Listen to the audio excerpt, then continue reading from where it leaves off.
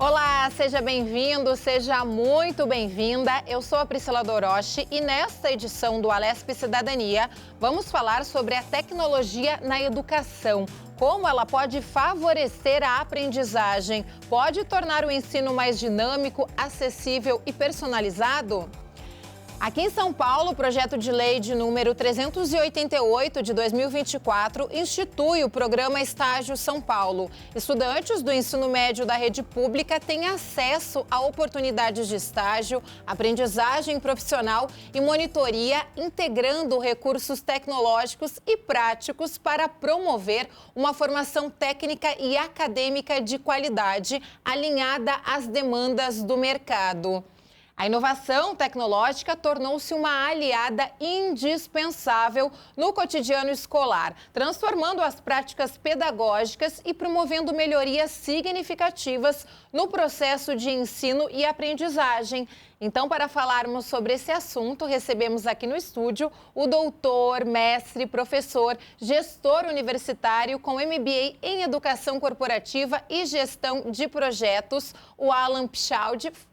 Falei certo, Alan? Falou correto. Alan, prazer mais uma vez recebê-lo aqui na Rede Alesp. Muito obrigada pela sua participação. Eu que agradeço, Priscila, o convite e a oportunidade de conversar aqui com o público que assiste a TV Alesp. Ai, que ótimo. Alan, eu já começo perguntando a você, com a sua experiência, a importância desses recursos tecnológicos. A gente sabe que eles ajudam e muito na aprendizagem dos alunos, mas também em alguns momentos eles podem prejudicar e a gente fala de prejudicar depois. Exatamente. A gente vem de um cenário de educação que se transformou muito pouco ao longo das últimas décadas, né? Se você pega uma imagem, uma fotografia da década de 50, 60, você vai ver que a sala de aula, a carinha da sala de aula mudou muito pouco. Sim. Hoje nós temos o privilégio da gente ter uma organização da sala de aula onde eu consigo mexer nas cadeiras, nas mesas, e aí o professor, muito mais na criatividade pedagógica, conseguir favorecer um ambiente de aprendizado. A tecnologia na sala de aula ela veio bem mais tarde. Inclusive, fazer um recorte da minha própria experiência de vida, eu quando tinha mais ou menos 15 anos, eu estava inserido num programa do estado de São Paulo, o Acessa São Paulo, que levava laboratórios de informática, bem ali no momento do início da internet popular no Brasil, para a sala de aula, para garotado, jovens, principalmente das escolas públicas, eu era um estudante de escola pública, ter esse contato com a tecnologia. Qual que é o problema? A sala de aula, ela continuou tendo aquele mobiliário, né, de mesas, cadeiras, e o computador, ele ficou trancado lá no laboratório de informática. Até por uma questão de segurança, equipamento caro, enfim. E aí, no dia a dia, para aquele volume muito grande de jovens, crianças que estão ali no momento do aprendizado, a gente não consegue levar todo mundo ao mesmo tempo para esse laboratório. Então, o professor ele tem que inovar, trazendo um pouco de tecnologia, muitas vezes com o próprio celular, que também é uma outra polêmica, né, por conta das redes sociais, essa invasão que a gente teve na sala de aula, mas conciliar a tecnologia digital com a tecnologia analógica que a gente tem, que é muito bem estabelecida, né? Os livros, todo o aparato pedagógico que o professor já tinha acesso na sala de aula. E a gente percebeu muito essa utilização do tecnológico na pandemia, né? Porque muitas escolas não reduziram, na verdade, o ensino, né? O aprendizado dos alunos, passavam tarefas para os alunos acessarem online ou até mesmo aulas eram realizadas de forma online, né? Exatamente. A pandemia da Covid-19... ela começou a ter os efeitos maiores aqui no Brasil lá por volta de fevereiro, março de 2020. E aí, em questão de uma semana, de dias, as escolas tiveram que fechar completamente por conta das condições sanitárias e colocar todo mundo nesse ambiente online, né? Nós tivemos casos de escolas que não tinham uma conexão para favorecer a conectividade dos estudantes junto com os professores ao mesmo tempo online. Aí entrou a apostila, por exemplo, mas a grande preocupação naquele momento era como que eu consigo manter uma qualidade que principalmente as crianças, né, em fase de alfabetização. Como que eu consigo educar essas crianças, sendo que nós estamos numa pandemia e, para nós recordarmos, naquele momento a gente não sabia nem quando ia terminar, né? A gente não tinha expectativa de vacina, a gente ficava vendo na televisão aqueles cenários horríveis, né, nos países. E aí, como que eu mantenho essa educação? Porque uma coisa é você parar o seu trabalho ou você ficar de home office. Outra coisa é você parar, educar. Então, assim, o impacto que a pandemia deixou na educação desses jovens. E, ao mesmo tempo, eu fiquei muito feliz de acompanhar. Não estou romantizando a pandemia, mas eu fiquei feliz de acompanhar que os professores, meus colegas, eles conseguiram se adaptar muito rapidamente, né? Temos que lembrar que os próprios professores também estavam em pânico naquele momento de pandemia. Então, eles conseguiram migrar para um ambiente online. Sim. E aí a gente tem duas situações. Um online que a gente chama de síncrono, que é aquele momento que o professor ele mantém a aula como seria normalmente, ele encontra ao vivo aqueles estudantes, passa atividade, faz ali toda a questão da qualidade pedagógica ao vivo, e o assíncrono, que é o que já acontecia mais ou menos da conversa no corredor, mas o professor mandando materiais. O meu aluno, às vezes, ele não tem uma conexão direito para ver o vídeo, a câmera, então eu vou mandar um conteúdo assíncrono, uma apostila, um livro, que ele consiga ler. Então, isso foi excelente para os professores intermediarem esse momento que nós tivemos da pandemia, em que a educação, por pouco, ela não parou. Né? Então, os grandes heróis da alfabetização no Brasil são os professores e, claro, né, todas essas famílias que tiveram que lidar, às vezes, casas com 3, 4 jovens em idade escolar diferente, assistindo aula ao mesmo tempo. Sim. E quando a gente fala da educação infantil, principalmente, eu vou começar falando da educação infantil. O quanto a tecnologia nos últimos tempos tem ajudado, né? Porque a gente vê as crianças muito pequenas assistindo vídeos educativos ou até mesmo passando os números na tela, já tendo uma familiaridade com as letras. E isso, a gente pode dizer, antecipa um pouco a idade da alfabetização, né, Alan? Exatamente. A gente tem acaba sendo mais precoce, né? Eu vou passar um exemplo de família. O meu irmão mais novo, hoje ele está com 30 anos, mas quando ele era jovenzinho, um bebezinho de 2 anos, ele, sem falar direito, eu lembro que um dia ele simplesmente levantou do sofá, foi até o computador, aquela época que a gente tinha, né, o computador na sala de casa, foi lá, ligou, mexeu no mouse e abriu o joguinho que ele observava eu jogar naquela época. Então, assim, sem saber ler, escrever, sem se comunicar direito, ele, bebê, foi lá e conseguiu abrir aquele recurso, né? Qual que é o problema disso tudo? Nós, quando éramos jovens, Priscila, a gente tinha televisão. Sim. Muitas vezes os nossos pais, por uma carga horária de trabalho, por estar cansado e até por distrair a criançada, colocava a gente na frente da TV. A TV é um instrumento maravilhoso de informação, só que a gente é um espectador, a gente está ali prestando atenção, não tem uma interação muito direta como uma rede social, por exemplo. Hoje em dia, se eu dou um celular na mão de uma criança de 2 anos, sem querer querendo, essa criança pode estar acessando lugares da internet que nem mesmo um adulto conseguiria acessar, né? Então, aonde fica a supervisão desse acesso? E aí essa criança, ela é bombardeada por vídeos, por informação, por muita luz, né? Até o horário de descanso dessa criançada está alterado. E é um cérebro informação, né? Um cérebro que deveria estar cantando, aprendendo as letras do alfabeto e de repente está vendo ali um documentário sobre ciência ou pior, né? Às vezes sobre desinformação. Né? Então, a supervisão ela é muito importante nesse momento. Mas sim, a criançada ela está mais precoce. Isso é uma característica dessa geração Z, que hoje está à maior idade, né? Estão chegando no trabalho, no escritório, e principalmente dessa geração alfa que está chegando na adolescência, os pré-adolescentes. Então, eles nasceram nesse mundo de bombardeio de informações da internet em tempo real. E quando a gente fala da tecnologia aliada no auxílio a essa formação, principalmente, é óbvio, né, que ela é ótima, porque a gente tem ali num computador na mão, num notebook, num celular ou num iPad, o acesso a livros, a aplicativos educativos, mas muitas vezes tem esse outro lado, como você mesmo destacou, que aí a gente não pode não falar do projeto que foi aprovado aqui na Alesp, proibindo o uso dos celulares, porque a gente sabe que também estamos lidando com adolescentes, crianças, com informação, com ansiedade, que ao mesmo tempo que querem utilizar a tecnologia para aprender, também querem olhar a rede social, também querem estar brincando ali, também querem estar no aplicativo de mensagem, que aí, por um outro lado, prejudica o avanço na aprendizagem, né, Alan? Exatamente. A gente tem que partir do princípio que, assim, uma sessão de aprendizagem, isso lá para 2010, tá? Já tinha estudo falando sobre isso.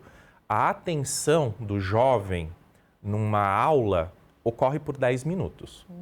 Então, a cada 10 minutos, essa sessão ela esgota e aí esse jovem ou ele entra num estado de tédio, ou seja, o resto da aula não rende nada, ou o professor vem com alguma novidade, e aí que é legal a dinâmica da sala de aula, quando o professor ele faz sessões diferentes, combinando. Então, por exemplo, apresenta uma música, daqui a pouco abre uma página do livro, vamos discutir aquele artigo, vamos pegar massinha de modelar e modelar o que a gente está aprendendo. Para quê? Para intermediar essas sessões, porque a cada 10 minutos a gente entra nesse estado de esgotamento. É normal, é da nossa espécie, é o tempo que a gente consegue se dedicar a prestar atenção. Qual que é o problema? De 2010 para cá, as redes sociais, os algoritmos delas evoluíram bastante. Então hoje, você com certeza faz isso. Abriu ali o YouTube, vamos ver ali o canal da TV Alesp, mas eu também quero assistir um outro canal de uma receita que eu quero para o almoço. Apareceu um vídeo, em 5 segundos você vai decidir se você vai ou não assistir aquele vídeo. Então isso eu faço, todo mundo está fazendo. Então olha isso, a nossa atenção de 10 minutos, hoje com o algoritmo e com essa pressa de acessar esse volume de informação, caiu para 5 segundos. Agora imagina um professor numa sala de aula, dando uma aula, por exemplo, de biologia, sobre plantas. Vamos falar de planta. Por que planta? Esse exemplo porque, assim, quando eu falo de animal, a gente acha animal fofinho, até presta atenção. Agora imagina a planta, né?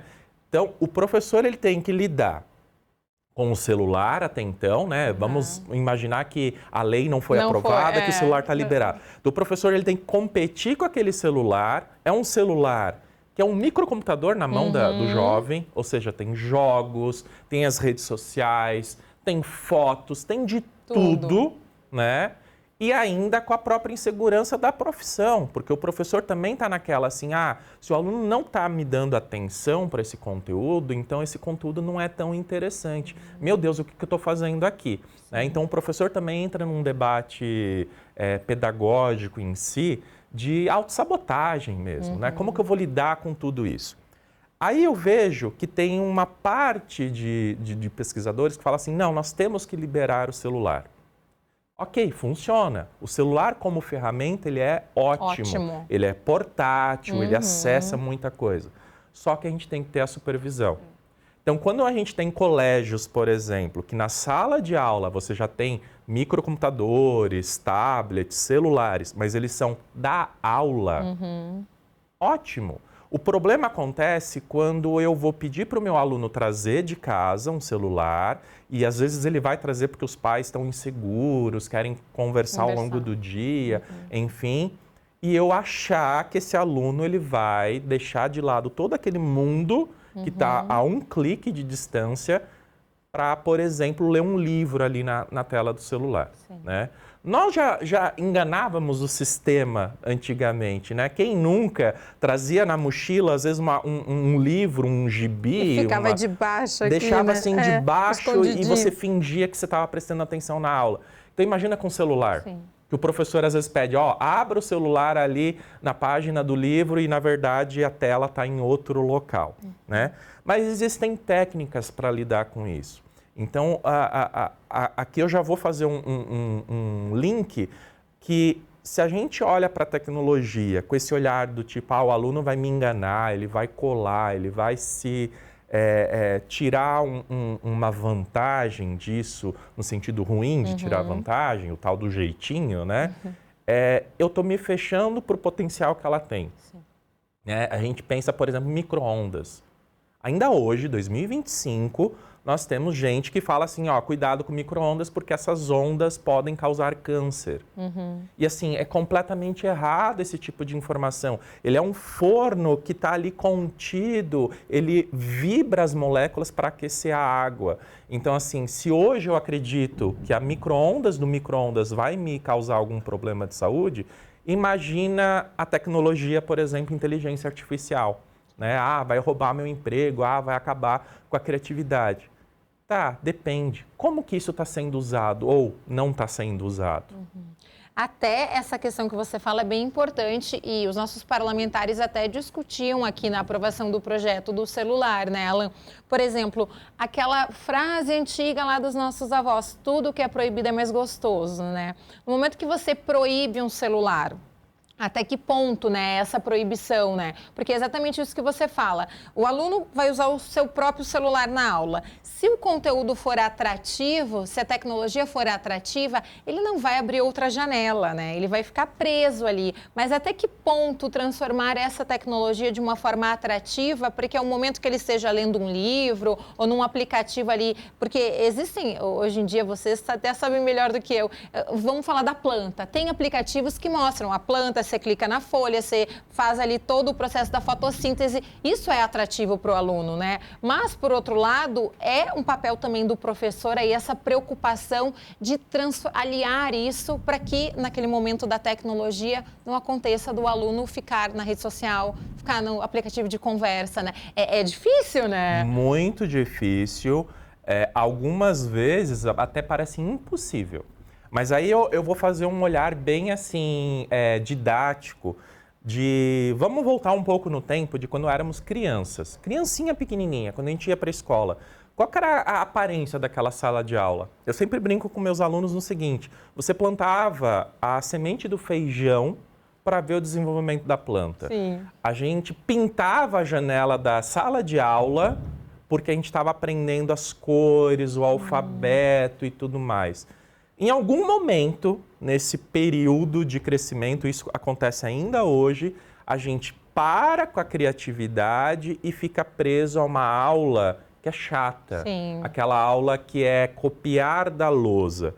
Se eu estou copiando da lousa, eu não estou aprendendo, eu estou memorizando, eu estou sendo cobrado, às vezes, numa avaliação pela capacidade que eu tenho de memória, né?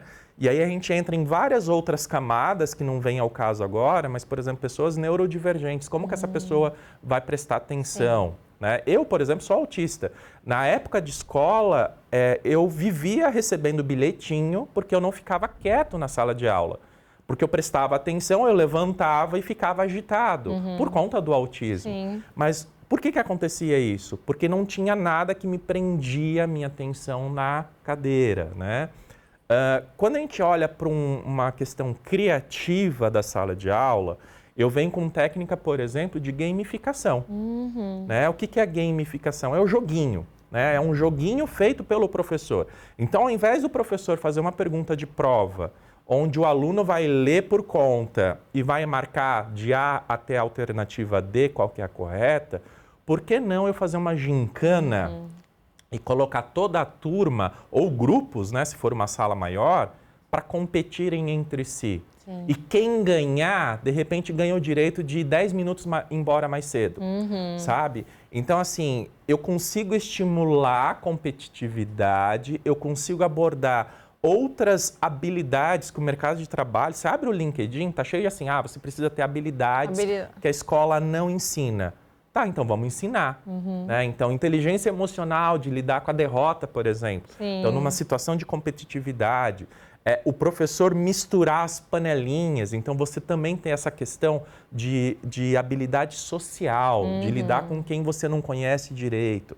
Então, a tecnologia, e aí pode ser tanto no digital como no analógico. Se eu pego aquele conteúdo que está bruto e transformo ele em algo que chama atenção, que vai seduzir o meu aluno, eu ganho o aluno. Né? É aquele momento, eu muito ingenuamente fazia isso nas primeiras aulas, que era o seguinte, gente, quem prestar atenção, ó, eu vou dar uma resposta que vai cair na prova. E aí toda a turma prestava atenção. Chegava no dia da prova, nem caía, porque o meu ali objetivo era que eles prestassem atenção e no dia da prova soubesse articular aquela informação. Mas não no sentido assim, olha, vocês vão ser punidos se vocês não prestarem atenção. É assim, é um desafio. Olha, isso daqui é legal, Sim. Vamos prestar atenção. Uma outra coisa, por exemplo, você pegar massa de modelar e fazer uma estrutura, por exemplo, de um animal que você está estudando, de uma parte do corpo humano. Você está mexendo com tato, né? Se a gente fica só lendo, lembra dos 10 minutos. Imagina você ler 10 minutos e depois você fica modelando outros 10 minutos.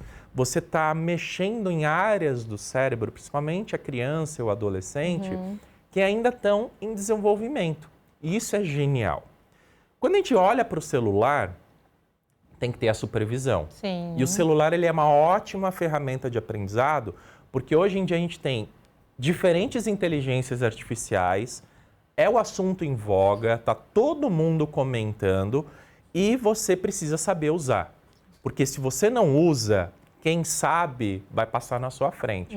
Então o professor de hoje, o estudante de hoje, ele precisa conhecer essas ferramentas, entender o que elas fazem e aí é muito legal.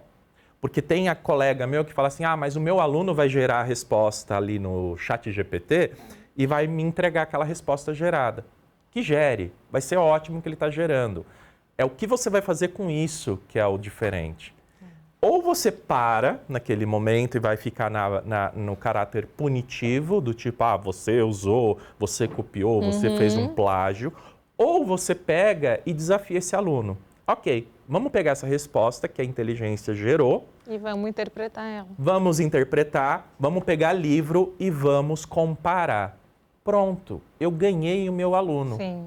Porque é aquela coisa que você acabou de falar. Se eu proíbo, é a vozinha falando assim, usa. Agora, se eu permito e eu faço esse exercício, primeiro, o aluno que é o espertalhão vai para, opa, então agora eu vou ter que colocar a mão na massa, né?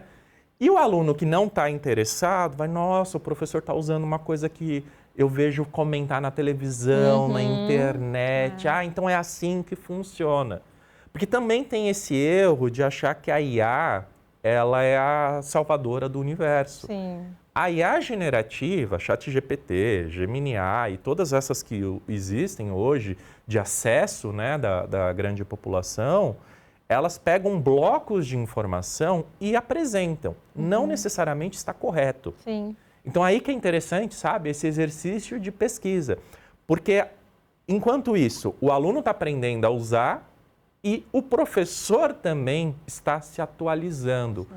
Porque tem esse grande desafio na educação, que é o professor que se forma numa licenciatura, que, aliás, é um ponto de destaque hoje nos governos, enfim, em todo o Brasil. A licenciatura está no foco, porque nós temos que formar professores com qualidade. Mas, formando esse professor, o que ele faz depois do diploma? Será que ele está se aperfeiçoando? Então, quando entra com essas técnicas, com essas dicas, seja criativo ou não, você acaba se estimulando ao aprendizado. Porque ali tem o primeiro lugar, que você está aprendendo a atenção desse aluno. Sim. Então, imagina você ser o melhor professor na vida desse aluno. Todos nós temos assim, você lembra da sua aula? Eu lembro, aquele professor ali era sensacional. Aquele outro ali eu não gostava, ele era muito crica. A gente tem isso. Tem. Então, imagina você, professor, né, sendo o melhor daquela turma. E aí corta, para não tirar a responsabilidade, os pais, os responsáveis, né? Chega em casa, aí o pai e a mãe falam assim, meu filho não está lendo livro. Quando foi a última vez que você leu um livro na frente do seu filho? Você está sempre ali no celular, né? Exatamente. Você está sempre navegando, e aí eu dou risada, por exemplo, os meus pais, né? Eles são uma geração baby boomer, têm 75 anos de idade. Quando eu era jovem, essa porcaria, essa tela vai te viciar. E hoje eles não saem da tela. Né? É bonito de ver como essa geração também incorporou a tecnologia, mas é isso. Se eu não paro um pouco e não dou exemplos, como que eu vou cobrar? Né? Como que eu vou cobrar que o meu filho estude se eu não estou estudando junto com ele? Né? A escola, ela é o grande centro do aprendizado, mas a gente não pode esquecer que a grande responsabilidade, a responsabilidade por ele é em casa, é o lar, é onde a gente tem a base de confiança. Eu confio no meu pai e na minha mãe, eu confio na minha avó, no meu tio, na pessoa que está me cuidando. Então, se essa pessoa não dá um exemplo positivo, quer dizer que a escola é chata, é ruim. E quando a gente fala muito da tecnologia, sempre vem na lembrança essa questão do é o celular, é a rede social, é o TikTok, enfim. Mas, na verdade, se o pai, a mãe, o responsável der o exemplo, eu estou aqui no celular, mas aqui tem um livro aberto, eu estou lendo um livro. Já é um caminho, né, Alan, para a criança, o adolescente desenvolver na mente. Às vezes eu observo, eu gosto muito de andar de metrô, e às vezes eu observo o pessoal ali que estuda aqui numa universidade no Higienópolis, as meninas super novinhas com os iPads ou com os e-books ali lendo o livro. E aí eu sempre recordo, falo, tem um exemplo em casa. Não é em qualquer lugar que ela vai ter a ideia de que nesse trajeto, ao invés de ela ficar na rede social ou falando com alguém ou num joguinho, ela vai estar lendo o livro. Exatamente. A gente tem que dar o exemplo e tem que promover o engajamento, né?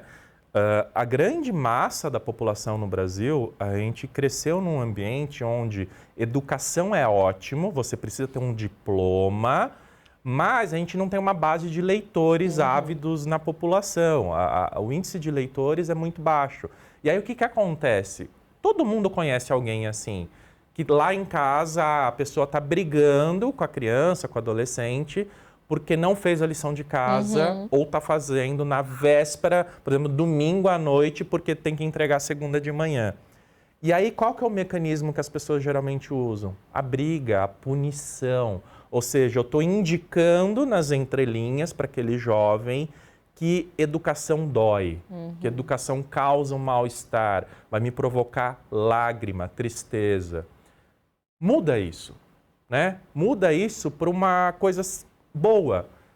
Pai, mãe, eu quero pizza hoje, sábado, vamos curtir pizza em família. Ok, então você vai fazer a lição, vai me trazer ela feita e aí a gente vê se vai pedir pizza ou não. Você condiciona uma memória afetiva, uma memória gostosa em família, o que é sensacional, porque também é um outro tema que a gente tem que melhorar na nossa sociedade, né? Essa partilha familiar, com algo que é aparentemente chato. Mas imagina você repetindo isso várias vezes. Olha, domingo a gente vai no Parque Ibirapuera andar de bicicleta. Mas para isso, até sábado você tem que terminar a sua lição. Pelo menos página X. Então você vai condicionando um hábito naquele jovem que, sem perceber, as coisas boas na vida dele vai acontecer conforme a dedicação ao estudo, né? Porque se eu fico num caráter punitivo, você tem que estudar porque senão você vai reprovar, se você reprovar você vai ficar de castigo, é um adolescente que tem raiva da escola, vai sair da escola e aí entra num conceito que a gente fala hoje, que são os nem. Né? O que não quer estudar, nem trabalhar. Como que eu vou cobrar eles se eu não dei o exemplo? Exatamente. Né? Então, a gente tem que partir disso. E aí, para fechar esse assunto de uma forma bacana, como que eu vou conciliar, então, tecnologia? Eu até trouxe aqui o meu livro. Eu ia até dizer, o Alan trouxe um exemplo, trouxe um livro, eu acho muito bacana. Eu ainda sou muito, brincam comigo que eu ainda sou da geração antiga. Eu sou muito do livro de papel, eu gosto de escrever, de anotar, e ando sempre com folhas, né? Eu não gosto de anotar no celular, porque eu sempre falo, a tecnologia ela é ótima, mas às vezes ela pode nos deixar na mão. O celular pode ficar sem bateria, a tela pode sair daquele momento que você precisa, a importância do livro, né? Exatamente. Pensando em pessoas como você, que na pandemia eu escrevi esse livro para falar de inteligência artificial, porque é um assunto que está em alta. Sim. Tem muita gente falando dele, mas tem muita gente falando bobagem, né? Então aqui é um livro recheado, muito simples. Teve gente que até criticou porque a linguagem é muito simples, mas a ideia é essa, é sentar no chão e vamos conversar como se fosse uma ciranda de entender o que é a tal da inteligência artificial e quais técnicas eu posso aplicar na minha sala de aula. Então eu trouxe esse exemplar para você. Ai, obrigada. E aí é legal porque assim, é um livro, é analógico, você vai folhear e aí você pode, nos momentos que tiver livre, sentar no computador e colocar em prática. Então isso daqui é encarando a nossa realidade. Nem toda sala de aula tem computador disponível, mas todo lugar aceita um livro. Exatamente. E quando a gente fala em tecnologia, muitas pessoas pensam que a tecnologia é o celular. Às vezes uma música vai transformar a aula numa forma tecnológica, né? Às vezes alguém traz algo diferente, como você mesmo falou, a massinha de modelar, ou um desenho diferente na lousa, ou objetos. Esses dias eu fui numa sala de aula que todos os alunos estavam em puffs coloridos, com um monte de cartelas coloridas, e eu achei aquela aula super tecnológica. Eu falei, gente, não tem ninguém no celular, tá todo mundo interagindo, os alunos todos concentrados. A professora dava para ver que ela estava muito feliz naquele momento, porque eu acho que na mentalidade dela era acertei. Acertei, tá sendo a melhor professora para aquela turma e tá usando técnicas que são muito simples, né? Então, é o que a gente conversando bem no comecinho dessa entrevista. Se eu venho de um modelo de sala de aula da década de 50, 60 e ele continua inalterado, aquelas cadeiras viradas para uma lousa e o professor de costas para a turma, escrevendo... Muita gente de garotada eu via, sacava o celular, tirava a foto ali da lousa. Nem copiava, né? Nem precisava copiar, porque assim, o que eu estou fazendo aqui? É xerox de lousa, né? Então, se o professor ele vira de encontro para essa moçada e faz uma atividade diferente, que muitas vezes não é tão diferente assim, é só pensar um pouquinho fora da caixa, eu consigo estimular esse pensamento crítico, eu consigo estimular todo mundo compartilhando ali aquele momento de aprendizado, onde uma criança, por exemplo, com uma habilidade mais de liderança, vai se destacar como líder. Outra com uma habilidade mais de análise também vai se destacar como analista. Então, assim, é eu misturar toda essa heterogeneidade, diversidade que eu tenho de mentes, de vivências, de origens diferentes, com técnicas que vão estimular esse despertar do conhecimento. E aí a tecnologia só vem a acrescentar, né, Alan? Com certeza. Uma tecnologia, nós temos que deixar isso muito bem definida, que seja supervisionada para ser utilizada para uma sessão de aprendizagem. Ou seja, não tem mais essa história de celular na sala de aula para ver o WhatsApp, mas em algum momento vai ter o computador, para eu entrar ali no ChatGPT, por exemplo, gerar uma pesquisa e depois comparar com o livro que eu tenho na biblioteca. Fica aí o super recado do Alan, então, para a gente. Mais uma vez, muito obrigada por compartilhar esses conhecimentos conosco. Eu que agradeço o convite, muito obrigado. Obrigada a você. E obrigada a você pela sua companhia, pela sua audiência. Continue na programação da Rede Alesp. A gente se encontra. Até mais.